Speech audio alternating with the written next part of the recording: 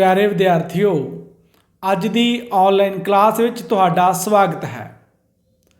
ਕੋਈ ਵੀ ਦੇਸ਼ ਇਕੱਲਾ ਆਪਣੀ ਹੋਂਦ ਨੂੰ ਕਾਇਮ ਨਹੀਂ ਰੱਖ ਸਕਦਾ। ਅੱਜ ਦੇ ਅੰਤਰਰਾਸ਼ਟਰਵਾਦ ਦੇ ਯੁੱਗ ਵਿੱਚ ਸਾਰੇ ਦੇਸ਼ਾਂ ਨੂੰ ਦੂਸਰੇ ਦੇਸ਼ਾਂ ਨਾਲ ਸੰਬੰਧ ਸਥਾਪਿਤ ਕਰਨੇ ਪੈਂਦੇ ਹਨ। ਜੇਕਰ ਗੱਲ ਕਰੀਏ ਭਾਰਤ ਦੀ ਵਿਦੇਸ਼ ਨੀਤੀ ਵਿੱਚ ਦੂਸਰੇ ਦੇਸ਼ਾਂ ਨਾਲ ਚੰਗੇ ਸੰਬੰਧ ਸਥਾਪਿਤ ਕਰਨਾ ਭਾਰਤ ਦੀ ਵਿਦੇਸ਼ ਨੀਤੀ ਦਾ ਉਦੇਸ਼ ਹੈ। ਸੋ ਭਾਰਤ ਹਮੇਸ਼ਾ ਆਪਣੇ ਗੁਆਂਢੀ ਦੇਸ਼ਾਂ ਨਾਲ ਚੰਗੇ ਸੰਬੰਧ ਬਣਾਉਣ ਲਈ ਕੋਸ਼ਿਸ਼ ਕਰਦਾ ਹੈ। ਤਾਂ ਅੱਜ ਅਸੀਂ ਪੜ੍ਹਾਂਗੇ ਭਾਰਤ ਦੇ ਆਪਣੇ ਗੁਆਂਢੀ ਦੇਸ਼ ਨੇਪਾਲ ਨਾਲ ਸੰਬੰਧਾਂ ਬਾਰੇ। ਜੇਕਰ ਭਾਰਤ ਅਤੇ ਨੇਪਾਲ ਦੇ ਸੰਬੰਧਾਂ ਦੀ ਗੱਲ ਕਰੀਏ ਤਾਂ ਜਿੱਥੇ ਭਾਰਤ ਏਸ਼ੀਆ ਦਾ ਅਤਿਅੰਤ ਮਹੱਤਵਪੂਰਨ ਅਤੇ ਵਿਸ਼ਾਲ ਦੇਸ਼ ਹੈ, ਜਿਸ ਦੀਆਂ ਸੀਮਾਵਾਂ ਪਾਕਿਸਤਾਨ, ਅਫਗਾਨਿਸਤਾਨ, ਚੀਨ, ਭੂਟਾਨ, ਮਿਆਂਮਾਰ ਅਤੇ ਬੰਗਲਾਦੇਸ਼ ਨਾਲ ਮਿਲਦੀਆਂ ਹਨ, ਉੱਥੇ ਹੀ ਜਿਹੜਾ ਨੇਪਾਲ ਹੈ ਇਹ ਇੱਕ ਗਰੀਬ ਦੇਸ਼ ਹੈ। ਇਸ ਦੇ ਸਾਧਨ ਕਾਫੀ ਸੀਮਿਤ ਹਨ। ਨੇਪਾਲ ਦੇ ਅਨੇਕਾਂ ਖੇਤਰਾਂ ਵਿੱਚ ਸਹਾਇਤਾ ਕਰਨ ਦੀ ਜ਼ਿੰਮੇਵਾਰੀ ਭਾਰਤ ਨੇ ਆਪਣੇ ਉੱਤੇ ਲਈ ਹੋਈ ਹੈ ਅਤੇ ਅੱਜ ਤੱਕ ਵੱਖ-ਵੱਖ ਖੇਤਰਾਂ ਵਿੱਚ ਅਰਬਾਂ ਰੁਪਏ ਦੀ ਸਹਾਇਤਾ ਨੇਪਾਲ ਨੂੰ ਭਾਰਤ ਦੁਆਰਾ ਦਿੱਤੀ ਜਾ ਚੁੱਕੀ ਹੈ। ਨੇਪਾਲ ਵਿੱਚ ਯਾਤਾਯਾਤ ਦੇ ਸਾਧਨਾਂ ਦਾ ਨਿਰਮਾਣ, ਸਿਹਤ ਸਹੂਲਤਾਂ ਪ੍ਰਦਾਨ ਕਰਨ ਅਤੇ ਜਲ ਅਤੇ ਸਿੰਚਾਈ ਯੋਜਨਾਵਾਂ ਨੂੰ ਭਾਰਤ ਨੇ ਅਮਲੀ ਰੂਪ ਪ੍ਰਦਾਨ ਕੀਤਾ ਹੈ। ਭਾਰਤ ਦੇ ਵਿਦੇਸ਼ ਮੰਤਰੀ ਦੀ ਨੇਪਾਲ ਯਾਤਰਾ 19 ਅਗਸਤ 2001 ਨੂੰ ਭਾਰਤੀ ਵਿਦੇਸ਼ ਮੰਤਰੀ ਸ਼੍ਰੀ ਜਸਵੰਤ ਸਿੰਘ ਦੁਆਰਾ ਨੇਪਾਲ ਦੀ 3 ਦਿਨਾਂ ਦੀ ਯਾਤਰਾ ਕੀਤੀ ਗਈ ਸੀ, ਜਿਸ ਦੌਰਾਨ ਨੇਪਾਲ ਦੇ ਸ਼ਾਸਕਾਂ ਨੇ ਉਹਨਾਂ ਨੂੰ ਯਕੀਨ ਦਿਵਾਇਆ ਸੀ ਕਿ ਨੇਪਾਲ ਦੀ ਧਰਤੀ ਨੂੰ ਭਾਰਤ ਵਿਰੁੱਧ ਆਤੰਕਵਾਦੀ ਗਤੀਵਿਧੀਆਂ ਕਰਨ ਲਈ ਪ੍ਰਯੋਗ ਨਹੀਂ ਕਰਨ ਦਿੱਤਾ ਜਾਏਗਾ। ਯਾਦ ਰਹੇ, ਦਸੰਬਰ 1999 ਵਿੱਚ ਭਾਰਤ ਦੇ ਇੱਕ ਹਵਾਈ ਜਹਾਜ਼ ਨੂੰ ਨੇਪਾਲ ਦੀ ਰਾਜਧਾਨੀ ਕਾਠਮੰਡੂ ਤੋਂ ਅਗਵਾ ਕੀਤਾ ਗਿਆ ਸੀ ਅਤੇ ਉਸ ਨੂੰ ਅਫਗਾਨਿਸਤਾਨ ਵਿੱਚ ਕੰਧਾਰ ਲਿਜਾਇਆ ਗਿਆ ਸੀ, ਜਿੱਥੇ ਭਾਰਤ ਨੂੰ ਹਵਾਈ ਜਹਾਜ਼ ਅਤੇ ਉਸ ਵਿੱਚ ਸਵਾਰ ਯਾਤਰੀਆਂ ਦੀ ਰਿਹਾਈ ਲਈ ਕਾਫੀ ਕੀਮਤ ਚੁਕਾਉਣੀ ਪਈ ਸੀ।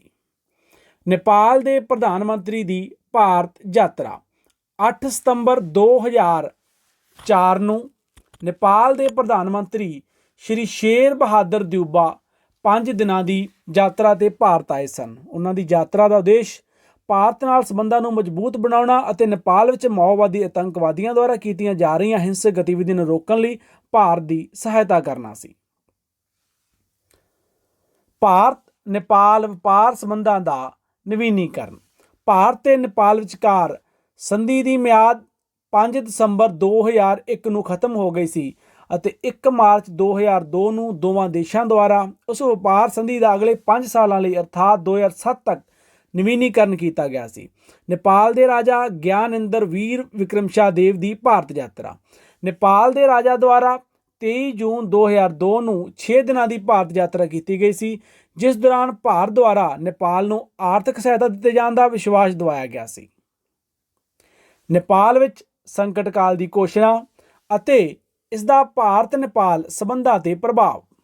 1 ਫਰਵਰੀ 2005 ਨੂੰ ਨੇਪਾਲ ਦੇ ਰਾਜਾ ਗਿਆਨੇਂਦਰ ਵੀਰ ਵਿਕਰਮਸ਼ਾਹ ਦੇਵ ਦੁਆਰਾ ਸੰਕਟ ਕਾਲ ਦੀ ਘੋਸ਼ਣਾ ਦੁਆਰਾ ਦਿਊਬਾ ਸਰਕਾਰ ਨੂੰ ਭੰਗ ਕਰਕੇ ਆਉਣ ਵਾਲੇ 3 ਸਾਲਾਂ ਲਈ ਰਾਜ ਪ੍ਰਬੰਧ ਦੀਆਂ ਸਮੁੱਚੀਆਂ ਸ਼ਕਤੀਆਂ ਆਪਣੇ ਹੱਥਾਂ ਵਿੱਚ ਲੈ ਲਈਆਂ ਸਨ। ਉਹਨਾਂ ਦਾ ਆਰੋਪ ਸੀ ਕਿ ਦਿਊਬਾ ਸਰਕਾਰ ਦੇਸ਼ ਵਿੱਚ ਮਾਓਵਾਦੀਆਂ ਦੀਆਂ ਗਤੀਵਿਧੀਆਂ ਨੂੰ ਖਤਮ ਕਰਨ ਅਤੇ ਅਪ੍ਰੈਲ 2005 ਵਿੱਚ ਸੰਸਦ ਦੀਆਂ ਚੋਣਾਂ ਕਰਾਏ ਜਾਣ ਲਈ ਉਚਿਤ ਵਾਤਾਵਰਣ ਤਿਆਰ ਕਰਨ ਦੇ ਅਸਮਰੱਥ ਰਹੀ ਹੈ। ਬਾਦਸ਼ਾਹ ਦੁਆਰਾ ਸੰਕਟ ਕਾਲ ਦੀ ਘੋਸ਼ਣਾ ਦੇ ਪਿੱਛੋਂ ਸਾਰੇ ਰਾਜਨੀਤਿਕ ਨੇਤਾਵਾਂ ਨੂੰ ਨਜ਼ਰਬੰਦ ਕਰ ਦਿੱਤਾ ਗਿਆ ਸੀ ਅਤੇ ਲੋਕਤੰਤਰੀ ਸੁਤੰਤਰਤਾਵਾਂ ਜਿਵੇਂ ਕਿ ਛਾਪਾਖਾਨਾ ਦੀ ਸੁਤੰਤਰਤਾ, ਜਲਸੇ ਜਲੂਸ ਕਰਨ ਦੀ ਸੁਤੰਤਰਤਾ ਆਦਿ ਨੂੰ ਵੀ ਖਤਮ ਕਰ ਦਿੱਤਾ ਗਿਆ ਸੀ ਅਤੇ ਨੇਪਾਲ ਵਿੱਚ ਅਸੀਮਿਤ ਰਾਜਤੰਤਰ ਦੀ ਸਥਾਪਨਾ ਕਰ ਦਿੱਤੀ ਗਈ ਸੀ। ਸੰਕਟ ਕਾਲ ਦੇ ਵਿਰੁੱਧ ਭਾਰਤ ਦੀ ਤਿੱਖੀ ਪ੍ਰਤੀਕਿਰਿਆ।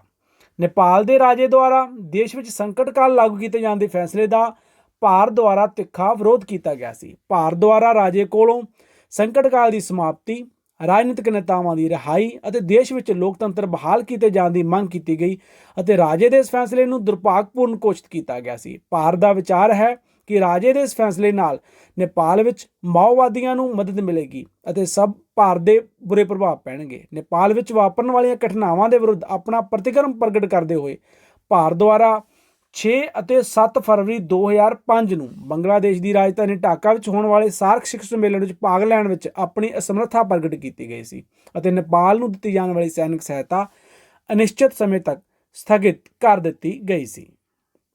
ਨੇਪਾਲ ਵਿੱਚ ਲੋਕਤੰਤਰ ਦੀ ਬਹਾਲੀ ਅਤੇ ਭਾਰਤ ਨੇਪਾਲ ਸੰਬੰਧਾਂ ਵਿੱਚ ਸਕਾਰਾਤਮਕ ਮੋੜ। ਨੇਪਾਲ ਦੇ 7 ਦਲਾਂ ਦੇ ਗੱਠਜੋੜ ਦੁਆਰਾ ਲੋਕਤੰਤਰ ਦੀ ਬਹਾਲੀ ਲਈ ਚਲਾਏ ਗਏ ਅੰਦੋਲਨ ਦੇ ਨਤੀਜੇ ਵਜੋਂ ਨੇਪਾਲ ਨਰੇਸ਼ ਦੁਆਰਾ 24 ਅਪ੍ਰੈਲ 2006 ਨੂੰ 2002 ਵਿੱਚ ਭੰਗ ਕੀਤੀ ਗਈ ਸੰਸਦ ਨੂੰ ਦੁਬਾਰਾ ਸੁਰਜੀਤ ਕੀਤੇ ਜਾਣ ਦੀ ਮੰਗ ਨੂੰ ਸਵੀਕਾਰ ਕਰ ਲਿਆ ਗਿਆ ਸੀ। 30 ਅਪ੍ਰੈਲ 2006 ਨੂੰ ਸ਼੍ਰੀ ਗਿਰਜਾ ਪ੍ਰਸਾਦ ਕੋਇਰਾਲਾ ਦੁਆਰਾ ਸੱਤਾ ਪਾਰਟੀਆਂ ਦੇ ਗੱਠਜੋੜ ਦੁਆਰਾ ਗਠਿਤ ਕੀਤੀ ਗਈ ਮਿਲੀ ਜੁਲੀ ਸਰਕਾਰ ਦੇ ਨੇਤਾ ਵਜੋਂ ਨੇਪਾਲ ਦੇ ਪ੍ਰਧਾਨ ਮੰਤਰੀ ਦੇ ਅਹੁਦੇ ਦੀ ਸਹੁੰ ਚੁੱਕੀ ਗਈ ਸੀ। ਭਾਰਤ ਦੁਆਰਾ ਨੇਪਾਲ ਵਿੱਚ ਲੋਕਤੰਤਰ ਦੀ ਬਹਾਲੀ ਦਾ ਸਵਾਗਤ ਕੀਤਾ ਗਿਆ ਸੀ ਅਤੇ ਇਸ ਉਦੇਸ਼ ਦੀ ਪੂਰਤੀ ਲਈ ਨੇਪਾਲ ਨੂੰ ਹਰ ਪ੍ਰਕਾਰ ਦੀ ਸਹਾਇਤਾ ਕੀਤੇ ਜਾਣ ਦਾ ਭਰੋਸਾ ਦਿੱਤਾ ਗਿਆ ਸੀ। ਨੇਪਾਲ ਦੇ ਪ੍ਰਧਾਨ ਮੰਤਰੀ ਸ਼੍ਰੀ ਗਿਰਜਾ ਪ੍ਰਸਾਦ ਕੋਇਰਾਲਾ ਦੀ ਭਾਰਤ ਯਾਤਰਾ। ਨੇਪਾਲ ਵਿੱਚ ਸੱਤਾ ਸੰਭਾਲਣ ਪਿੱਛੋਂ ਪ੍ਰਧਾਨ ਮੰਤਰੀ ਸ਼੍ਰੀ ਗਿਰਜਾ ਪ੍ਰਸਾਦ ਕੋਇਰਾਲਾ 7 ਜੂਨ 2006 ਨੂੰ 4 ਦਿਨਾਂ ਦੀ ਯਾਤਰਾ ਤੇ ਭਾਰਤ ਆਏ। ਆਪਣੀ ਇਸ ਯਾਤਰਾ ਦੌਰਾਨ ਉਹਨਾਂ ਨੇ ਭਾਰਤ ਦੇ ਵੱਖ-ਵੱਖ ਨੇਤਾਵਾਂ ਨਾਲ ਆਪਸੀ ਸਹਿਯੋਗ ਵਧਾਏ ਜਾਣ ਦੇ ਵਿਸ਼ਿਆਂ ਤੇ ਗੱਲਬਾਤ ਕੀਤੀ, ਜਿਸ ਨੂੰ ਭਾਰਤੀ ਨੇਤਾਵਾਂ ਦੁਆਰਾ ਸਕਾਰਾਤਮਕ ਹੁੰਗਾਰਾ ਦਿੱਤਾ ਗਿਆ ਸੀ।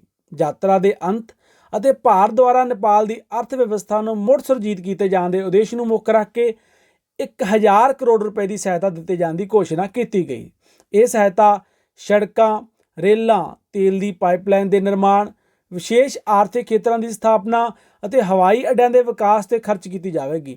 ਇਸ ਤੋਂ ਇਲਾਵਾ ਭਾਰਤ ਦੁਆਰਾ ਨੇਪਾਲ ਨੂੰ ਸੈਨਿਕ ਸਹਾਇਤਾ ਪ੍ਰਦਾਨ ਕੀਤੇ ਜਾਣ ਦਾ ਵੀ ਭਰੋਸਾ ਦਿਵਾਇਆ ਗਿਆ ਸੀ। ਨੇਪਾਲ ਵਿੱਚ ਰਾਜਸ਼ਾਹੀ ਦਾ ਖਾਤਮਾ। ਨੇਪਾਲ ਦੀ ਨਵੀਂ ਚੁਣੀ ਸੰਵਿਧਾਨ ਸਭਾ ਦੁਆਰਾ ਮਤਾ ਪਾਸ ਕਰਕੇ 28 ਮਈ 2008 ਨੂੰ ਨੇਪਾਲ ਵਿੱਚ ਰਾਜਾਸ਼ਾਹੀ ਦਾ ਅੰਤ ਕਰਕੇ ਨੇਪਾਲ ਨੂੰ ਧਰਮ ਨਿਰਪੱਖ, ਸੰਘਾਤਮਕ, ਲੋਕਤੰਤਰੀ ਗਣਰਾਜ ਘੋਸ਼ਿਤ ਕੀਤਾ ਗਿਆ ਸੀ ਅਤੇ ਨੇਪਾਲ ਨਰੇਸ਼ ਨੂੰ ਮਹੱਲ ਖਾਲੀ ਕਰਨ ਲਈ 15 ਦਿਨ ਦਾ ਸਮਾਂ ਦਿੱਤਾ ਗਿਆ ਸੀ। ਨੇਪਾਲ ਦੇ ਬਾਦਸ਼ਾਹ ਗਿਆਨੇਂਦਰ ਸ਼ਾਹ ਦੁਆਰਾ 12 ਜੂਨ 2008 ਨੂੰ ਨਾਰਾਇਣਹਿਤੀ ਮਹੱਲ ਨੂੰ ਖਾਲੀ ਕਰ ਦਿੱਤਾ ਗਿਆ ਸੀ ਅਤੇ ਇਸ ਤਰ੍ਹਾਂ ਨੇਪਾਲ ਵਿੱਚ 240 ਸਾਲ ਪੁਰਾਣੇ ਰਾਜਤੰਤਰ ਦਾ ਅੰਤ ਹੋ ਗਿਆ ਸੀ। ਭਾਰਤੀ ਮੂਲ ਦੇ ਡਾਕਟਰ ਰਾਮ ਬਰਨ ਯਾਦਵ 21 ਜੁਲਾਈ 2008 ਨੂੰ ਸੰਘੀ ਲੋਕਤੰਤਰੀ ਗਣਰਾਜ ਨੇਪਾਲ ਦੇ ਪਹਿਲੇ ਰਾਸ਼ਟਰਪਤੀ ਚੁਣੇ ਗਏ ਸਨ ਅਤੇ ਇਸ ਤਰ੍ਹਾਂ 15 ਫਰਵਰੀ 2018 ਨੂੰ CPN-UML ਦੇ ਨੇਤਾ ਸ਼੍ਰੀ KP ਸ਼ਰਮਾ ਓਲੀ ਦੁਆਰਾ ਨੇਪਾਲ ਦੇ 41ਵੇਂ ਪ੍ਰਧਾਨ ਮੰਤਰੀ ਵਜੋਂ ਅਹੁਦੇ ਦੀ ਸਹੁੰ ਚੁੱਕੀ ਗਈ ਸੀ। ਇਹ ਦੋਨੇ ਗੱਲਾਂ ਇੰਪੋਰਟੈਂਟ ਨੇ, ਤੁਸੀਂ ਯਾਦ ਰੱਖਣੀਆਂ ਨੇ ਕਿ ਜਿਹੜੇ ਨੇਪਾਲ ਦੇ ਰਾਸ਼ਟਰਪਤੀ ਪਹਿਲੇ ਕਿਹੜੇ ਚੁਣੇ ਗਏ ਸੀ ਅਤੇ 2018 ਦੇ ਵਿੱਚ ਜਿਹੜੇ 41ਵੇਂ ਪ੍ਰਧਾਨ ਮੰਤਰੀ ਕੌਣ ਚੁਣੇ ਗਏ ਸਨ। ਨੇਪਾਲ ਵਿੱਚ ਸੰਵਿਧਾਨਕ ਸੰਕਟ। ਮਈ 2009 ਵਿੱਚ ਨੇਪਾਲ ਵਿੱਚ ਪ੍ਰਧਾਨ ਮੰਤਰੀ ਦਾ ਅਹੁਦਾ ਗ੍ਰਹਿਣ ਕਰਨ ਪਿੱਛੋਂ ਮਾਓਵਾਦੀ ਨੇਤਾ ਪੁਸ਼ਪ ਕਮਲ ਦਾਹਲ, ਜਿਨ੍ਹਾਂ ਨੂੰ ਆਮ ਤੌਰ ਤੇ ਪ੍ਰਚੰਡ ਦੇ ਨਾਮ ਨਾਲ ਜਾਣਿਆ ਜਾਂਦਾ ਹੈ, ਦੁਆਰਾ ਸੈਨਾ ਦੇ ਮੁਖੀ ਉੱਤੇ ਪੀਪਲ ਲਿਬਰੇਸ਼ਨ ਆਰਮੀ ਦੇ ਲਗਭਗ 19,000 ਨੌਜਵਾਨਾਂ ਨੂੰ ਸੈਨਾ ਵਿੱਚ ਭਰਤੀ ਕੀਤੇ ਜਾਣ ਲਈ ਦਬਾਅ ਪਾਇਆ ਗਿਆ ਸੀ, ਜਿਸ ਦਾ ਕਿ ਸੈਨਾ ਦੇ ਮੁਖੀ ਸਮੇਤ ਹੋਰ ਅਨੇਕਾਂ ਲੋਕਾਂ ਦੁਆਰਾ ਵਿਰੋਧ ਕੀਤਾ ਗਿਆ ਸੀ। ਅਜਿਹਾ ਨਾ ਕਰਨ ਤੇ ਪ੍ਰਧਾਨ ਮੰਤਰੀ ਪ੍ਰਚੰਡ ਦੁਆਰਾ ਸੈਨਾ ਦੇ ਮੁਖੀ ਨੂੰ ਅਹੁਦੇ ਤੋਂ ਹਟਾਏ ਜਾਣ ਦੇ ਹੁਕਮ ਜਾਰੀ ਕੀਤੇ ਗਏ ਸਨ, ਜਿਸ ਦਾ ਕਿ ਰਾਸ਼ਟਰਪਤੀ, ਜੋ ਕਿ ਸੈਨਾ ਦੇ ਚੀਫ ਕਮਾਂਡਰ ਵੀ ਸਨ, ਅਤੇ 18 ਹੋਰ ਰਾਜਨੀਤਿਕ ਦਲਾਂ ਦੁਆਰਾ ਵਿਰੋਧ ਕੀਤਾ ਗਿਆ ਸੀ। ਰਾਸ਼ਟਰਪਤੀ ਡਾਕਟਰ ਰਾਮ ਬਰਨ ਯਾਦਵ ਦੁਆਰਾ ਸੈਨਾ ਮੁਖੀ ਨੂੰ ਅਹੁਦੇ ਤੇ ਬਣੇ ਰਹਿਣ ਲਈ ਹੁਕਮ ਜਾਰੀ ਕੀਤੇ ਗਏ ਸਨ ਅਤੇ ਅਜਿਹੀਆਂ ਸਥਿਤੀਆਂ ਵਿੱਚ 4 ਮਈ 2009 ਨੂੰ ਪ੍ਰਧਾਨ ਮੰਤਰੀ ਪ੍ਰਚੰਡ ਦੁਆਰਾ ਆਪਣੇ ਅਹੁਦੇ ਤੋਂ ਅਸਤੀਫਾ ਦੇ ਦਿੱਤਾ ਗਿਆ ਸੀ ਅਤੇ ਰਾਸ਼ਟਰਪਤੀ ਦੀ ਕਾਰਵਾਈ ਵਿਰੁੱਧ ਅੰਦੋਲਨ ਛੇੜੇ ਜਾਣ ਦੀ ਧਮਕੀ ਦਿੱਤੀ ਗਈ ਸੀ। ਮਾਧਵ ਕੁਮਾਰ ਨੇਪਾਲ ਦਾ ਪ੍ਰਧਾਨ ਮੰਤਰੀ ਚੁਣਿਆ ਜਾਣਾ। 24 ਮਈ 2009 ਨੂੰ ਅਨੁਭਵੀ ਅਤੇ ਹੰਢੇ ਹੋਏ ਨੇਪਾਲੀ ਕਮਿਊਨਿਸਟ ਪਾਰਟੀ ਦੇ ਨੇਤਾ ਮਾਧਵ ਕੁਮਾਰ ਨੇਪਾਲ ਨਿਰਵਿਰੋਧ ਨੇਪਾਲ ਦੇ ਪ੍ਰਧਾਨ ਮੰਤਰੀ ਚੁਣੇ ਗਏ ਸਨ ਅਤੇ ਅਗਸਤ 2009 ਵਿੱਚ ਉਹਨਾਂ ਦੁਆਰਾ ਭਾਰਤ ਦਾ 5 ਦਿਨਾਂ ਦਾ ਦੌਰਾ ਕੀਤਾ ਗਿਆ ਸੀ, ਜਿਸ ਦੌਰਾਨ ਭਾਰਤ ਦੇ ਪ੍ਰਧਾਨ ਮੰਤਰੀ ਡਾਕਟਰ ਮਨਮੋਹਨ ਸਿੰਘ ਦੁਆਰਾ ਨੇਪਾਲ ਵਿੱਚ ਸ਼ਾਂਤੀ ਸਥਾਪਨਾ ਲਈ ਹਰ ਪ੍ਰਕਾਰ ਦੀ ਸਹਾਇਤਾ ਦਿੱਤੇ ਜਾਣ ਦਾ ਭਰੋਸਾ ਦਿਵਾਇਆ ਗਿਆ ਸੀ। ਇਸ ਤੋਂ ਉਪਰੰਤ ਦੋਹਾਂ ਦੇਸ਼ਾਂ ਵਿੱਚ ਆਰਥਿਕ ਸਬੰਧਾਂ ਨੂੰ ਮਜ਼ਬੂਤ ਕੀਤੇ ਜਾਣ, ਨੇਪਾਲ ਦੀ ਧਰਤੀ ਨੂੰ ਭਾਰਤ ਵਿਰੁੱਧ ਆਤੰਕਵਾਦੀ ਗਤੀਵਿਧੀਆਂ ਕੀਤੇ ਜਾਣ ਲਈ ਨਾ ਪ੍ਰਯੋਗ ਕਰ ਦਿੱਤੇ ਜਾਣ ਅਤੇ ਪੁਰਾਣੀਆਂ ਸੰਧੀਆਂ ਤੇ ਮੁੜ ਨਜ਼ਰਸਾਨੀ ਕੀਤੇ ਜਾਣ ਆਦਿ ਵਿਸ਼ਿਆਂ ਤੇ ਵਿਚਾਰ ਵਟਾਂਦਰਾ ਕੀਤਾ ਗਿਆ ਸੀ। ਮਾਓਵਾਦੀਆਂ ਦੁਆਰਾ ਰਾਸ਼ਟਰੀ ਸਰਕਾਰ ਦੇ ਨਿਰਮਾਣ ਕੀਤੇ ਜਾਣ ਦੀ ਮੰਗ ਦੇ ਦਬਾਅ ਹੇਠ ਪ੍ਰਧਾਨ ਮੰਤਰੀ ਮਾਧਵ ਕੁਮਾਰ ਨੇਪਾਲ ਦੁਆਰਾ 30 ਜੂਨ 2010 ਨੂੰ ਆਪਣੇ ਅਹੁਦੇ ਤੋਂ ਅਸਤੀਫਾ ਦਿੱਤਾ ਗਿਆ ਸੀ, ਜਿਸ ਦੇ ਨਤੀਜੇ ਵਜੋਂ ਨੇਪਾਲ ਵਿੱਚ ਨਵਾਂ ਸੰਵਿਧਾਨਕ ਸੰਕਟ ਪੈਦਾ ਹੋ ਗਿਆ ਸੀ। ਇਸ ਤੋਂ ਬਾਅਦ ਜੀ ਬਾਬੂ ਰਾਮ ਭੱਟਾਰਾਏ ਨਵੇਂ ਪ੍ਰਧਾਨ ਮੰਤਰੀ ਨਿਯੁਕਤ ਕੀਤੇ ਗਏ। 28 ਅਗਸਤ 2011 ਨੂੰ ਨੇਪਾਲ ਦੀ ਮਾਓਵਾਦੀ ਪਾਰਟੀ ਦੇ ਉਪ ਨੇਤਾ ਬਾਬੂ ਰਾਮ ਭੱਟਾਰਾਏ ਨੂੰ ਨੇਪਾਲ ਦੇ ਨਵੇਂ ਪ੍ਰਧਾਨ ਮੰਤਰੀ ਦੇ ਅਹੁਦੇ ਤੇ ਨਿਯੁਕਤ ਕੀਤਾ ਗਿਆ ਸੀ, ਜਿਸ ਦੇ ਨਤੀਜੇ ਵਜੋਂ ਲੰਮੇ ਸਮੇਂ ਤੋਂ ਚੱਲਿਆ ਆ ਰਿਹਾ ਸੰਵਿਧਾਨਕ ਸੰਕਟ ਖਤਮ ਹੋ ਗਿਆ ਸੀ। ਨਵੀਂ ਸੰਵਿਧਾਨ ਸਭਾ ਦੀ ਚੋਣ। ਨਵੰਬਰ 2013 ਵਿੱਚ ਨੇਪਾਲ ਵਿੱਚ ਨਵੀਂ ਸੰਵਿਧਾਨ ਸਭਾ ਦੇ ਗਠਨ ਲਈ ਚੋਣਾਂ ਕਰਾਈਆਂ ਗਈਆਂ ਸਨ, ਜਿਨ੍ਹਾਂ ਵਿੱਚ ਨੇਪਾਲੀ ਕਾਂਗਰਸ ਦੁਆਰਾ 105 ਸੀਟਾਂ ਜਿੱਤ ਕੇ ਸਭ ਤੋਂ ਵੱਡੀ ਪਾਰਟੀ ਦਾ ਦਰਜਾ ਹਾਸਲ ਕੀਤਾ ਗਿਆ ਸੀ। 91 ਸੀਟਾਂ ਜਿੱਤ ਕੇ CPN UML ਦੇ ਦੂਜੇ ਨੰਬਰ ਤੇ ਅਤੇ 25 ਸੀਟਾਂ ਜਿੱਤ ਕੇ UCPN MOST ਤੀਜੇ ਨੰਬਰ ਤੇ ਰਹੀ ਸੀ। ਉਮੀਦ ਕੀਤੀ ਜਾਂਦੀ ਸੀ ਕਿ ਨਿਸ਼ਚਿਤ ਸਮਾਂ ਸੀਮਾ ਦੇ ਅੰਦਰ ਨਵੀਂ ਸੰਵਿਧਾਨ ਸਭਾ ਨੇਪਾਲ ਦੇ ਸੰਵਿਧਾਨ ਦਾ ਨਿਰਮਾਣ ਕਰ ਸਕੇਗੀ। ਭਾਰਤ ਦੇ ਪ੍ਰਧਾਨ ਮੰਤਰੀ ਨਰਿੰਦਰ ਮੋਦੀ ਦੀ ਨੇਪਾਲ ਯਾਤਰਾ। 3 ਅਗਸਤ 2014 ਨੂੰ ਭਾਰਤ ਦੇ ਪ੍ਰਧਾਨ ਮੰਤਰੀ ਸ਼੍ਰੀ ਨਰਿੰਦਰ ਮੋਦੀ ਦੁਆਰਾ 2 ਦਿਨਾਂ ਦੀ ਨੇਪਾਲ ਯਾਤਰਾ ਕੀਤੀ ਗਈ ਸੀ ਅਤੇ ਆਪਣੀ ਇਸ ਯਾਤਰਾ ਦੌਰਾਨ ਉਹਨਾਂ ਦੁਆਰਾ ਨੇਪਾਲ ਨਾਲ 3 ਸਮਝੌਤਿਆਂ ਤੇ ਦਸਤਖਤ ਕੀਤੇ ਗਏ ਸਨ। ਪਹਿਲੇ ਸਮਝੌਤੇ ਅਧੀਨ ਭਾਰਤ ਦੁਆਰਾ ਨੇਪਾਲ ਨੂੰ 69 ਮਿਲੀਅਨ ਰੁਪਏ ਦੇ ਮੁੱਲ ਦਾ ਆਇਓਡੀਨ ਮਿਲਿਆ ਨਮਕ ਪ੍ਰਦਾਨ ਕੀਤੇ ਜਾਣ ਦਾ ਵਾਅਦਾ ਕੀਤਾ ਗਿਆ ਸੀ। ਇਹ ਇੰਪੋਰਟੈਂਟ ਗੱਲਾਂ ਨੇ, ਤੁਸੀਂ ਯਾਦ ਰੱਖਣਾ ਇਹਨਾਂ ਨੂੰ। ਪ੍ਰਸ਼ਨ ਤੁਹਾਡੇ ਤੋਂ ਪੁੱਛਿਆ ਜਾ ਸਕਦਾ ਇਹਨਾਂ ਦੇ ਵਿੱਚੋਂ, ਕਿਉਂਕਿ ਇਹ ਜ਼ਿਆਦਾ ਪੁਰਾਣੀ ਗੱਲ ਨਹੀਂ ਹੈ। ਤਾਂ ਦੂਜੇ ਸਮਝੌਤੇ ਅਧੀਨ ਪੰਚੇਸ਼ਵਰ ਬਹੁਪੱਖੀ ਪ੍ਰੋਜੈਕਟ ਦੀ ਧਾਰਾ 17 ਤੇ 18 'ਚ ਸੋਧ ਕੀਤੀ ਗਈ ਸੀ। ਤੀਜੇ ਸਮਝੌਤੇ ਅਧੀਨ ਨੇਪਾਲੀ ਟੈਲੀਵਿਜ਼ਨ ਅਤੇ ਦੂਰਦਰਸ਼ਨ ਵਿਚਕਾਰ ਸਹਿਯੋਗ ਸਥਾਪਿਤ ਕੀਤੇ ਜਾਣ ਤੇ ਸਹਿਮਤੀ ਪ੍ਰਗਟ ਕੀਤੀ ਗਈ ਸੀ।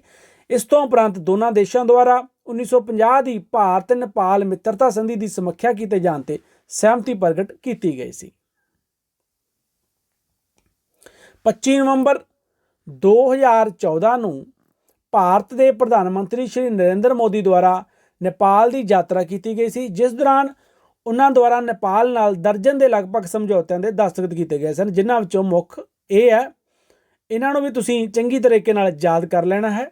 ਭਾਰਤ ਦੁਆਰਾ ਨੇਪਾਲ ਨੂੰ ਦਿੱਤੇ ਗਏ 1 ਬਿਲੀਅਨ ਅਮਰੀਕੀ ਡਾਲਰ ਦੇ ਮੁੱਲ ਦੇ ਰਿਣ ਨੂੰ ਪ੍ਰਵਾਨਗੀ ਦਿੱਤੀ ਗਈ ਸੀ। ਨੇਪਾਲ ਨਾਲ ਮੋਟਰ ਵਾਹਨ ਸਮਝੌਤੇ ਤੇ ਦਸਤਖਤ ਕੀਤੇ ਗਏ ਸਨ। ਨੇਪਾਲੀ ਫੌਜ ਨੂੰ ਧਰੁਵ ਮਾਰਕ 3 ਐਡਵਾਂਸ ਲਾਈਟ ਹੈਲੀਕਾਪਟਰ ਭੇਟ ਕੀਤਾ ਗਿਆ ਸੀ। ਨਵਾਂ ਸੰਵਿਧਾਨ ਦਾ ਅਪਣਾਇਆ ਜਾਣਾ ਅਤੇ ਇਸ ਦਾ ਭਾਰਤ ਨੇਪਾਲ ਸਬੰਧਾਂ ਤੇ ਪ੍ਰਭਾਵ। 7 ਸਾਲਾਂ ਦੀ ਲੰਮੀ ਮਿਹਨਤ ਪਿੱਛੋਂ 17 ਸਤੰਬਰ 2015 ਨੂੰ ਨੇਪਾਲ ਦਾ ਨਵਾਂ ਸੰਵਿਧਾਨ ਬਣ ਕੇ ਤਿਆਰ ਹੋ ਗਿਆ ਸੀ, ਜਿਸ ਨੂੰ 20 ਸਤੰਬਰ 2015 ਨੂੰ ਲਾਗੂ ਕੀਤਾ ਗਿਆ ਸੀ। ਨਵੇਂ ਸੰਵਿਧਾਨ ਅਨੁਸਾਰ ਨੇਪਾਲ ਨੂੰ ਧਰਮ ਨਿਰਪੱਖ, ਸੰਘਾਤਮਕ, ਲੋਕਤੰਤਰੀ ਰਾਜ ਘੋਸ਼ਿਤ ਕੀਤਾ ਗਿਆ ਸੀ ਅਤੇ ਰਾਜ ਨੂੰ 7 ਸੰਘੀ ਪ੍ਰਾਂਤਾਂ ਵਿੱਚ ਵੰਡੇ ਜਾਣ ਦੀ ਵਿਵਸਥਾ ਕੀਤੀ ਗਈ ਸੀ। ਸੰਵਿਧਾਨ ਵਿੱਚ ਕੀਤੀਆਂ ਗਈਆਂ ਇਹਨਾਂ ਵਿਵਸਥਾਵਾਂ ਦਾ ਮਦੇਸ਼ੀਆਂ ਜੋ ਭਾਰਤੀ ਮੂਲ ਦੇ ਨੇਪਾਲੀ ਆ ਉਹਨਾਂ ਨੂੰ ਮਦੇਸ਼ੀ ਕਿਹਾ ਜਾਂਦਾ ਹੈ ਅਤੇ ਬਾਕੀ ਘੱਟ ਗਿਣਤੀਆਂ ਦੁਆਰਾ ਵਿਰੋਧ ਕੀਤਾ ਗਿਆ ਸੀ, ਜਦਕਿ ਇਹਨਾਂ ਦਾ ਭਾਰਤ ਦੁਆਰਾ ਸਮਰਥਨ ਕੀਤਾ ਗਿਆ ਸੀ ਅਤੇ ਨੇਪਾਲ ਦੇ ਸ਼ਾਸਕ ਨੂੰ ਮਦੇਸ਼ੀਆਂ ਦੀਆਂ ਮੰਗਾਂ ਤੇ ਹਮਦਰਦੀ ਨਾਲ ਵਿਚਾਰ ਕਰਨ ਲਈ ਕਿਹਾ ਗਿਆ ਸੀ। ਨੇਪਾਲੀ ਸਰਕਾਰ ਦੁਆਰਾ ਭਾਰਤ ਦੁਆਰਾ ਦਿੱਤੀ ਗਈ ਸਲਾਹ ਨੂੰ ਉਹਨਾਂ ਦੇ ਅੰਦਰੂਨੀ ਮਾਮਲਿਆਂ ਵਿੱਚ ਦਖਲਅੰਦਾਜ਼ੀ ਕਰਾਰ ਦਿੱਤਾ ਗਿਆ ਸੀ ਅਤੇ ਇਸ ਸਭ ਦੇ ਨਤੀਜੇ ਵਜੋਂ ਭਾਰਤ ਨੇਪਾਲ ਸੰਬੰਧਾਂ ਵਿੱਚ ਖਟਾਸ ਪੈਦਾ ਹੋ ਗਈ ਸੀ। ਮਦੇਸ਼ੀਆਂ ਦੁਆਰਾ ਭਾਰਤ ਨੇਪਾਲ ਬਾਰਡਰ ਦੇ ਸਾਰੇ ਰਸਤੇ ਸੀਲ ਕਰ ਦਿੱਤੇ ਗਏ ਸਨ, ਜਿਸ ਕਾਰਨ ਨੇਪਾਲ ਵਿੱਚ ਖਾਦ ਪਦਾਰਥਾਂ, ਦਵਾਈਆਂ ਅਤੇ ਪੈਟਰੋਲੀਅਮ ਵਸਤੂਆਂ ਦੀ ਥੁੜ ਪੈਦਾ ਹੋਈ ਸੀ। ਇਸ ਸਭ ਲਈ ਨੇਪਾਲ ਸਰਕਾਰ ਦੁਆਰਾ ਭਾਰਤ ਨੂੰ ਜ਼ਿੰਮੇਵਾਰ ਠਹਿਰਾਇਆ ਗਿਆ ਸੀ ਅਤੇ ਵਸਤੂਆਂ ਦੀ ਥੁੜ ਚੀਨ ਤੋਂ ਸਮਾਨ ਮੰਗਵਾ ਕੇ ਪੂਰਾ ਕਰਨ ਦੇ ਯਤਨ ਕੀਤੇ ਗਏ ਸਨ। ਇਸ ਸਭ ਦੇ ਨਤੀਜੇ ਵਜੋਂ ਨੇਪਾਲ ਦੇ ਲੋਕਾਂ ਵਿੱਚ ਭਾਰਤ ਵਿਰੁੱਧ ਗੁੱਸੇ ਦੀ ਲਹਿਰ ਫੈਲ ਗਈ ਸੀ, ਜਿਸ ਦੇ ਠੀਕ ਹੋਣ ਵਿੱਚ ਸਮਾਂ ਲੱਗਾ। ਨੇਪਾਲ ਦੇ ਪ੍ਰਧਾਨ ਮੰਤਰੀ ਪ੍ਰਚੰਡ ਦੀ ਭਾਰਤ ਯਾਤਰਾ। ਭਾਰਤ ਨੇਪਾਲ ਸੰਬੰਧਾਂ ਵਿਚਕਾਰ ਪੈਦਾ ਹੋਈ ਖਟਾਸ ਨੂੰ ਦੂਰ ਕਰਨ ਲਈ ਨੇਪਾਲ ਦੇ ਪ੍ਰਧਾਨ ਮੰਤਰੀ ਪੁਸ਼ਪ ਕਮਲ ਦਾਹਲ ਪ੍ਰਚੰਡ ਦੁਆਰਾ 15 ਸਤੰਬਰ 2016 ਨੂੰ 4 ਦਿਨਾਂ ਲਈ ਭਾਰਤ ਦੀ ਯਾਤਰਾ ਕੀਤੀ ਗਈ ਸੀ ਅਤੇ ਆਪਣੀ ਇਸ ਯਾਤਰਾ ਦੌਰਾਨ ਉਹਨਾਂ ਦੁਆਰਾ ਭਾਰਤ ਨੇਪਾਲ ਸੰਬੰਧਾਂ ਵਿਚਕਾਰ ਇੱਕ ਸੰਤੁਲਨ ਸਥਾਪਿਤ ਕੀਤੇ ਜਾਣ ਦਾ ਯਕੀਨ ਦਿਵਾਇਆ ਗਿਆ ਸੀ। ਭਾਰਤ ਦੁਆਰਾ ਨੇਪਾਲ ਦੇ ਪ੍ਰਧਾਨ ਮੰਤਰੀ ਨੂੰ ਉਹਨਾਂ ਦੇ ਦੇਸ਼ ਵਿੱਚ ਵਸਦੀਆਂ ਘੱਟ ਗਿਣਤੀਆਂ ਅਤੇ ਵਿਸ਼ੇਸ਼ ਕਰਕੇ ਮਦੇਸ਼ੀਆਂ ਦੇ ਹਿੱਤਾਂ ਦਾ ਖਿਆਲ ਰੱਖਣ ਲਈ ਕਿਹਾ ਗਿਆ ਸੀ। ਇਸ ਤੋਂ ਉਪਰੰਤ ਦੋਵਾਂ ਨੇਤਾਵਾਂ ਦੁਆਰਾ ਹਾਈਡਰੋ ਪਾਵਰ ਪ੍ਰੋਜੈਕਟਾਂ ਨੂੰ ਛੇਤੀ ਪੂਰਾ ਕੀਤੇ ਜਾਣ ਤੇ ਜ਼ੋਰ ਦਿੱਤਾ ਗਿਆ ਸੀ। ਭਾਰਤ ਦੀ ਗੁਆਂਢੀ ਦੇਸ਼ਾਂ ਨਾਲ ਸਬੰਧਾਂ ਦੇ ਵਿਕਾਸ ਦੀ ਨੀਤੀ ਅਤੇ ਭਾਰਤ ਨੇਪਾਲ ਸਬੰਧ। ਭਾਰਤ ਦੁਆਰਾ ਆਪਣੇ ਗੁਆਂਢੀ ਦੇਸ਼ਾਂ ਨਾਲ ਗੂੜ੍ਹੇ ਸਬੰਧਾਂ ਦੀ ਸਥਾਪਨਾ ਦੇ ਉਦੇਸ਼ ਨੂੰ ਮੁੱਖ ਰੱਖਦਿਆਂ ਨੇਪਾਲ ਨਾਲ ਆਪਣੇ ਸਬੰਧਾਂ ਨੂੰ ਸਦਾ ਹੀ ਪਹਿਲ ਦਿੱਤੀ ਗਈ ਹੈ। ਆਪਣੇ ਇਸ ਉਦੇਸ਼ ਦੀ ਪੂਰਤੀ ਲਈ ਭਾਰਤ ਦੇ ਪ੍ਰਧਾਨ ਮੰਤਰੀ ਸ਼੍ਰੀ ਨਰਿੰਦਰ ਮੋਦੀ ਦੁਆਰਾ ਆਪਣੇ 5 ਸਾਲਾਂ ਦੇ ਕਾਰਜਕਾਲ ਦੌਰਾਨ 4 ਵਾਰੀ ਨੇਪਾਲ ਦੀ ਯਾਤਰਾ ਕੀਤੀ ਗਈ ਸੀ ਅਤੇ ਆਪਣੀਆਂ ਇਹਨਾਂ ਯਾਤਰਾਵਾਂ ਦੌਰਾਨ ਉਹਨਾਂ ਦੁਆਰਾ ਨੇਪਾਲ ਨਾਲ ਅਨੇਕਾਂ ਆਪਸੀ ਸਮਝੌਤਿਆਂ ਤੇ ਦਸਤਖਤ ਕੀਤੇ ਗਏ ਸਨ। ਬਦਲੇ ਵਿੱਚ ਆਪਣੀ ਪ੍ਰਧਾਨ ਮੰਤਰੀ ਦੇ ਅਹੁਦੇ ਲਈ ਚੋਣ ਪਿੱਛੋਂ ਸ਼੍ਰੀ KP ਸ਼ਰਮਾ ਓਲੀ ਦੁਆਰਾ 7 ਅਪ੍ਰੈਲ 2018 ਨੂੰ ਭਾਰਤ ਦੀ ਯਾਤਰਾ ਕੀਤੀ ਗਈ ਸੀ, ਜਿਸ ਦੌਰਾਨ ਉਹਨਾਂ ਦੁਆਰਾ ਭਾਰਤ ਨਾਲ 3 ਸਮਝੌਤਿਆਂ ਤੇ ਦਸਤਖਤ ਕੀਤੇ ਗਏ ਸਨ, ਜਿਨ੍ਹਾਂ ਵਿੱਚੋਂ ਇੱਕ ਸਮਝੌਤਾ ਰਕਸੌਲ ਤੋਂ ਕਠਮੰਡੂ ਤੱਕ ਰੇਲਵੇ ਲਾਈਨ ਦਾ ਨਿਰਮਾਣ ਕਰਨਾ ਸੀ। ਇਸ ਤਰੀਕੇ ਨਾਲ ਭਾਰਤ ਅਤੇ ਨੇਪਾਲ ਦੇ ਸਬੰਧਾਂ ਦਾ ਦੌਰ ਮਿਠਾਸ ਅਤੇ ਖਟਾਸ ਦੋਵੇਂ ਜਿਹੜੇ ਵਿਸ਼ੇ ਨੇ ਉਹਨਾਂ ਬਾਰੇ ਅਸੀਂ ਜਾਣਕਾਰੀ ਹਾਸਲ ਕਰ ਰਹੇ ਹਾਂ। ਇਸ ਤੋਂ ਬਾਅਦ ਹੈ ਜੀ ਭਾਰਤ ਅਤੇ ਨੇਪਾਲ ਦੇ ਸਬੰਧਾਂ ਵਿਚਕਾਰ ਜਿਹੜਾ ਖਿਚਾਵ ਹੈ ਉਹਦੇ ਲਈ ਕਿਹੜੇ ਕਾਰਨ ਹਨ ਜੋ ਜ਼ਿੰਮੇਵਾਰ ਹਨ। ਅਸੀਂ ਪਿੱਛੇ ਭਾਰਤ ਦੇ ਅਤੇ ਨੇਪਾਲ ਦੇ ਸਬੰਧਾਂ ਦੀਆਂ ਘਟਨਾਵਾਂ ਬਾਰੇ ਪੜ੍ਹਿਆ ਹੈ, ਜਿਹਦੇ ਵਿੱਚ ਸ਼ਾਂਤੀਪੂਰਵਕ ਸਬੰਧਾਂ ਦਾ ਕਾਲ ਵੀ ਰਿਹਾ ਹੈ ਅਤੇ ਨਾਲ ਹੀ ਬਹੁਤ ਵਾਰੀ ਭਾਰਤ ਅਤੇ ਨੇਪਾਲ ਦੇ ਸਬੰਧਾਂ ਵਿਚਕਾਰ ਖਿਚਾਵ ਵੀ ਅਸੀਂ ਪੜ੍ਹਿਆ ਹੈ। ਤਾਂ ਕਿਹੜੇ ਕਾਰਨ ਸਨ ਜੋ ਭਾਰਤ ਅਤੇ ਨੇਪਾਲ ਦੇ ਸਬੰਧਾਂ ਵਿਚਕਾਰ ਖਿਚਾਵ ਦਾ ਕਾਰਨ ਸਨ ਜਾਂ ਖਿਚਾਵ ਲਈ ਜ਼ਿੰਮੇਵਾਰ ਸਨ। ਭਾਰਤ ਵਿਰੁੱਧ ਆਤੰਕਵਾਦੀ ਗਤੀਵਿਧੀਆਂ ਦਾ ਅੱਡਾ। ਕਾਫੀ ਲੰਬੇ ਸਮੇਂ ਤੋਂ ਭਾਰਤ ਨੂੰ ਅੱਤਵਾਦ ਦਾ ਸਾਹਮਣਾ ਕਰਨਾ ਪੈ ਰਿਹਾ ਹੈ ਅਤੇ ਸਰਹੱਦੋਂ ਪਾਰ ਆਤੰਕਵਾਦੀ ਭਾਰਤ ਵਿੱਚ ਆ ਕੇ ਬਹੁਤ ਸਾਰਾ ਜਾਨੀ ਤੇ ਮਾਲੀ ਨੁਕਸਾਨ ਕਰ ਰਹੇ ਹਨ, ਕਿਉਂਕਿ ਭਾਰਤ ਦੀ ਨੇਪਾਲ ਨਾਲ ਲੱਗਦੀ ਸਰਹੱਦ ਲਗਭਗ ਖੁੱਲ੍ਹੀ ਹੈ ਅਤੇ ਅੱਤਵਾਦੀ ਨੇਪਾਲ ਤੋਂ ਭਾਰਤ ਵਿੱਚ ਘੁਸ ਕੇ ਭਾਰਤ ਵਿਰੁੱਧ ਆਤੰਕਵਾਦੀ ਗਤੀਵਿਧੀਆਂ ਕਰ ਰਹੇ ਹਨ ਅਤੇ ਨੇਪਾਲ ਉਹਨਾਂ ਨੂੰ ਰੋਕਣ ਤੋਂ ਸਮਰੱਥ ਰਿਹਾ ਹੈ। ਆਤੰਕਵਾਦੀ ਭਾਰਤ ਵਿਰੁੱਧ ਅੱਤਵਾਦੀ ਗਤੀਵਿਧੀਆਂ ਲਈ ਨੇਪਾਲ ਨੂੰ ਅੱਡੇ ਦੇ ਰੂਪ ਵਿੱਚ ਵਰਤ ਰਹੇ ਹਨ। ਯਾਦ ਰਹੇ ਦਸੰਬਰ 1999 ਵਿੱਚ ਭਾਰਤ ਦਾ ਹਵਾਈ ਜਹਾਜ਼ ਨੇਪਾਲ ਦੀ ਰਾਜਧਾਨੀ ਕਾਠਮੰਡੂ ਦੇ ਹਵਾਈ ਅੱਡੇ ਤੋਂ ਹੀ ਅਗਵਾ ਕੀਤਾ ਗਿਆ ਸੀ। ਨੇਪਾਲੀ ਮਾਓਵਾਦੀਆਂ ਦੀਆਂ ਭਾਰਤ ਵਿਰੋਧੀ ਗਤੀਵਿਧੀਆਂ। ਨੇਪਾਲ ਲਗਭਗ ਪੂਰੀ ਤਰ੍ਹਾਂ ਮਾਓਵਾਦੀਆਂ ਦੇ ਪ੍ਰਭਾਵ ਹੇਠ ਆ ਚੁੱਕਿਆ ਹੈ ਅਤੇ ਕਾਠਮੰਡੂ ਤੋਂ ਬਾਹਰ ਦੇਸ਼ ਦੇ ਬਾਕੀ ਹਿੱਸਿਆਂ ਤੇ ਲਗਭਗ ਉਹਨਾਂ ਦਾ ਕੰਟਰੋਲ ਹੈ। ਉਹ ਦੇਸ਼ ਵਿੱਚ ਰਾਜਤੰਤਰ ਨੂੰ ਖਤਮ ਕਰਕੇ ਸਮਾਜਵਾਦੀ ਵਿਵਸਥਾ ਕਾਇਮ ਕਰਨੀ ਚਾਹੁੰਦੇ ਹਨ ਅਤੇ ਇਸ ਉਦੇਸ਼ ਦੀ ਪੂਰਤੀ ਲਈ ਉਹ ਆਏ ਦਿਨ ਆਤੰਕਵਾਦੀ ਗਤੀਵਿਧੀਆਂ ਕਰ ਰਹੇ ਹਨ। ਨੇਪਾਲੀ ਮਾਓਵਾਦੀਆਂ ਦੇ ਭਾਰਤ ਵਿੱਚ ਮਾਓਵਾਦੀਆਂ ਗਰੁੱਪਾਂ ਨਾਲ ਸੰਬੰਧ ਕਾਇਮ ਹੋ ਚੁੱਕੇ ਹਨ, ਜੋ ਕਿ ਭਾਰਤ ਲਈ ਸਿਰਦਰਦੀ ਬਣੇ ਹੋਏ ਹਨ। ਅੱਜ ਭਾਰਤ ਦੇ ਲਗਭਗ 13 ਰਾਜਾਂ ਵਿੱਚ ਮਾਓਵਾਦੀਆਂ ਦਾ ਪ੍ਰਭਾਵ ਹੈ। ਨੇਪਾਲ ਦੀ ਭਾਰਤ ਨੂੰ ਬਲੈਕਮੇਲ ਕਰਨ ਦੀ ਨੀਤੀ। ਭਾਰਤ ਤੋਂ ਇਲਾਵਾ ਨੇਪਾਲ ਦੀ ਸਰਹੱਦ ਚੀਨ ਨਾਲ ਵੀ ਲੱਗਦੀ ਹੈ। ਹੋਰ ਕਿਹੜੇ ਦੇਸ਼ ਨਾਲ ਲੱਗਦੀ ਹੈ ਨੇਪਾਲ ਦੀ ਸਰਹੱਦ? ਚੀਨ ਨਾਲ। ਚੀਨ ਵੀ ਨੇਪਾਲ ਨੂੰ ਆਪਣੇ ਪ੍ਰਭਾਵ ਹੇਠ ਲਿਆਉਣ ਲਈ ਪੂਰੀ ਤਰੀਕੇ ਨਾਲ ਯਤਨਸ਼ੀਲ ਰਹਿੰਦਾ ਹੈ, ਜੋ ਕਿ ਭਾਰਤ ਦੇ ਹਿੱਤਾਂ ਲਈ ਠੀਕ ਨਹੀਂ ਹੋਵੇਗਾ।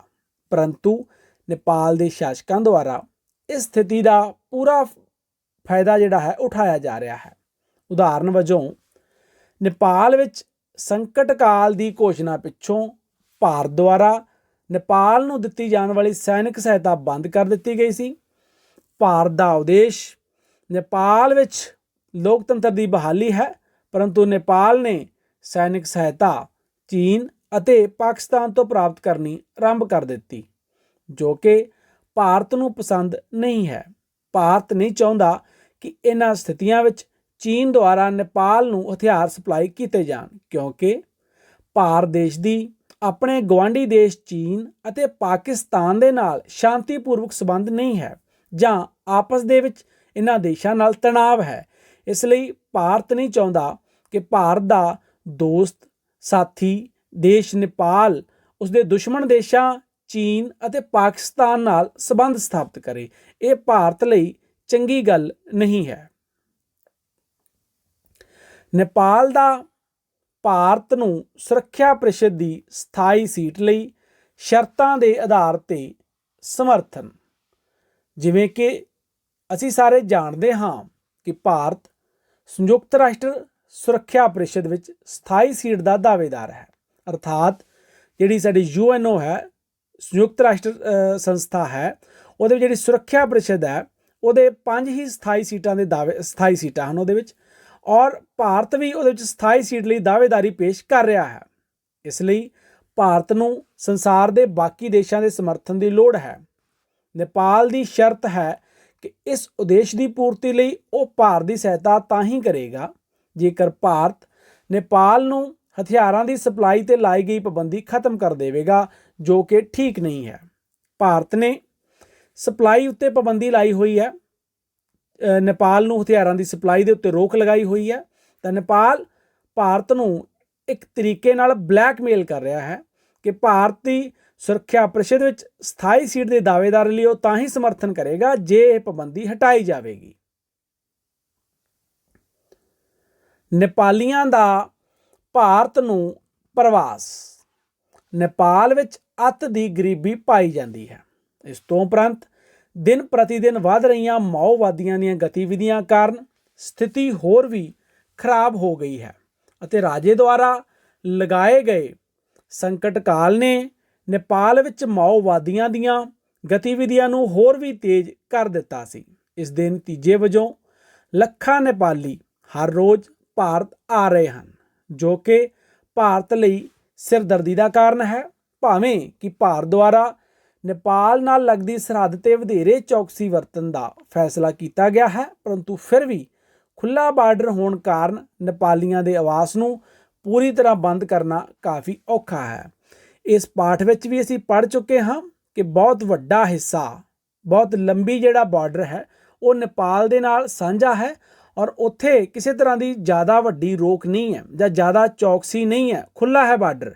ਤਾਂ ਇਸ ਲਈ ਬਹੁਤ ਸਾਰੇ ਲੋਕ ਗਲਤ ਤਰੀਕਿਆਂ ਨਾਲ ਪੱਕੇ ਤੌਰ ਤੇ ਭਾਰਤ ਵਿੱਚ ਸਥਾਈ ਜਿਹੜਾ ਆਵਾਸ ਕਰਨ ਦੇ ਲਈ, ਭਾਰਤ ਵਿੱਚ ਪੱਕੇ ਤੌਰ ਤੇ ਰਹਿਣ ਦੇ ਲਈ ਭਾਰਤ ਵੱਲ ਨੂੰ ਪ੍ਰਵਾਸ ਕਰ ਰਹੇ ਹਨ। ਇਹ ਵੀ ਭਾਰਤ ਲਈ ਇੱਕ ਚਿੰਤਾ ਦਾ ਵਿਸ਼ਾ ਹੈ। ਭਾਰਤੀ ਮੂਲ ਦੇ ਪੁਜਾਰੀਆਂ ਨੂੰ ਬਦਲਣ ਦੇ ਯਤਨ। ਜਨਵਰੀ 2009 ਵਿੱਚ ਨੇਪਾਲੀ ਮਾਓਵਾਦੀਆਂ ਦੁਆਰਾ ਲੰਬੇ ਸਮੇਂ ਤੋਂ ਨੇਪਾਲ ਦੇ ਜਗਤ ਪ੍ਰਸਿੱਧ ਪਸ਼ੂਪਤੀਨਾਥ ਮੰਦਿਰ ਵਿੱਚ ਪੂਜਾ ਅਰਚਨਾ ਕਰ ਰਹੇ ਭਾਰਤੀ ਮੂਲ ਦੇ ਪੁਜਾਰੀਆਂ ਨੂੰ ਨੇਪਾਲੀ ਪੁਜਾਰੀਆਂ ਨਾਲ ਬਦਲਣ ਦਾ ਯਤਨ ਕੀਤਾ ਗਿਆ ਸੀ। ਭਾਵੇਂ ਕਿ ਨੇਪਾਲੀ ਸੁਪਰੀਮ ਕੋਰਟ ਦੁਆਰਾ ਅਜਿਹਾ ਕਰਨ ਤੇ ਰੋਕ ਲਗਾ ਦਿੱਤੀ ਗਈ ਸੀ ਅਤੇ ਨੇਪਾਲੀ ਪ੍ਰਧਾਨ ਮੰਤਰੀ ਪ੍ਰਚੰਡ ਦੁਆਰਾ ਸੁਪਰੀਮ ਕੋਰਟ ਦੇ ਫੈਸਲੇ ਦਾ ਸਤਿਕਾਰ ਕੀਤੇ ਜਾਣ ਦੀ ਗੱਲ ਕਹੀ ਗਈ ਸੀ, ਪਰੰਤੂ ਮਾਓਵਾਦੀਆਂ ਦੇ ਇਸ ਯਤਨ ਨੇ ਦੋਵਾਂ ਦੇਸ਼ਾਂ ਦੇ ਆਪਸੀ ਸਬੰਧਾਂ ਵਿੱਚ ਕੜੱਤਨ ਜ਼ਰੂਰ ਪੈਦਾ ਕੀਤੀ ਹੈ। ਭਾਰਤ ਨੇਪਾਲ ਸ਼ਾਂਤੀ ਅਤੇ ਮਿੱਤਰਤਾ ਸੰਧੀ। ਅੱਜ ਤੋਂ ਲਗਭਗ 60 ਸਾਲ ਪਹਿਲਾਂ ਭਾਰਤ ਅਤੇ ਨੇਪਾਲ ਵਿਚਕਾਰ ਸ਼ਾਂਤੀ ਅਤੇ ਮਿੱਤਰਤਾ ਸੰਧੀ ਕੀਤੀ ਗਈ ਸੀ, ਜਿਸ ਨੂੰ ਵਰਤਮਾਨ ਮਾਓਵਾਦੀ ਨੇਪਾਲ ਪ੍ਰਤੀ ਪੱਖਪਾਤੀ ਮੰਨਦੇ ਹਨ ਅਤੇ ਇਸ ਤੇ ਮੁੜ ਵਿਚਾਰ ਕੀਤੇ ਜਾਣ ਦੀ ਮੰਗ ਕਰ ਰਹੇ ਹਨ। ਭਾਵੇਂ ਕਿ ਭਾਰਤ ਦੁਆਰਾ ਇਸ ਸੰਧੀ ਉੱਤੇ ਮੁੜ ਵਿਚਾਰ ਕੀਤੇ ਜਾਣ ਬਾਰੇ ਆਪਣੀ ਸਹਿਮਤੀ ਪ੍ਰਗਟ ਕੀਤੀ ਗਈ ਹੈ, ਪਰੰਤੂ ਇਸ ਦੇ ਬਾਵਜੂਦ ਵੀ ਨੇਪਾਲੀ ਮਾਓਵਾਦੀ ਇਸ ਸੰਧੀ ਦਾ ਭਾਰਤ ਵਿਰੁੱਧ ਪ੍ਰਚਾਰ ਕਰਨ ਲਈ ਪ੍ਰਯੋਗ ਕਰ ਰਹੇ ਹਨ ਅਤੇ ਨੇਪਾਲ ਦੇ ਲੋਕਾਂ ਦੇ ਮਨਾਂ ਵਿੱਚ ਭਾਰਤ ਵਿਰੁੱਧ ਕੜੱਤਨ ਭਰ ਰਹੇ ਹਨ। ਮਦੇਸ਼ੀਆਂ ਦੁਆਰਾ ਨਵੇਂ ਸੰਵਿਧਾਨ ਦਾ ਵਿਰੋਧ।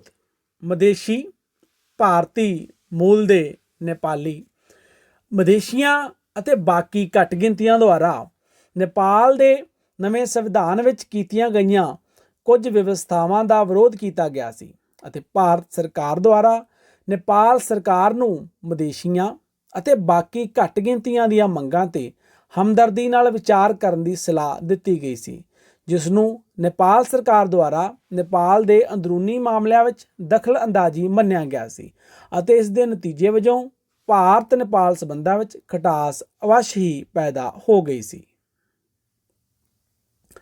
ਇਸ ਤਰ੍ਹਾਂ ਭਾਰਤ ਨੇਪਾਲ ਸਬੰਧਾਂ ਦਾ ਇੱਕ ਲੰਮਾ ਇਤਿਹਾਸਕ ਪਿਛੋਕੜ ਹੈ, ਜਿਸ ਕਰਕੇ ਭਾਰਤ ਨੇ ਸਦਾ ਹੀ ਨੇਪਾਲ ਦੀ ਖੁਸ਼ਹਾਲੀ, ਸ਼ਾਂਤੀ ਅਤੇ ਵਿਕਾਸ ਵਿੱਚ ਵਿਸ਼ੇਸ਼ ਦਿਲਚਸਪੀ ਲਈ ਹੈ। ਅੱਜ ਤੱਕ ਭਾਰਤ ਦੁਆਰਾ ਨੇਪਾਲ ਨੂੰ ਵੱਖ-ਵੱਖ ਖੇਤਰਾਂ ਵਿੱਚ ਵਿਆਪਕ ਪੱਧਰ 'ਤੇ ਆਰਥਿਕ ਸਹਾਇਤਾ ਪ੍ਰਦਾਨ ਕੀਤੀ ਗਈ ਹੈ, ਪਰੰਤੂ ਇਸ ਸਭ ਦੇ ਬਾਵਜੂਦ ਵੀ ਭਾਰਤ ਨੇਪਾਲ ਸਬੰਧਾਂ ਨੂੰ ਹੋਰ ਵੀ ਸੁਖਾਵੇਂ ਬਣਾਏ ਜਾਣ ਲਈ ਉੱਪਰ ਲਿਖੀਆਂ ਰੁਕਾਵਟਾਂ ਨੂੰ ਦੂਰ ਕੀਤਾ ਜਾਣਾ ਜ਼ਰੂਰੀ ਹੈ, ਤਾਂ ਜੋ ਭਾਰਤ ਆਪਣੇ ਗੁਆਂਢੀ ਦੇਸ਼ ਨਾਲ ਚੰਗੇ ਸਬੰਧ ਕਾਇਮ ਕਰ ਸਕੇ।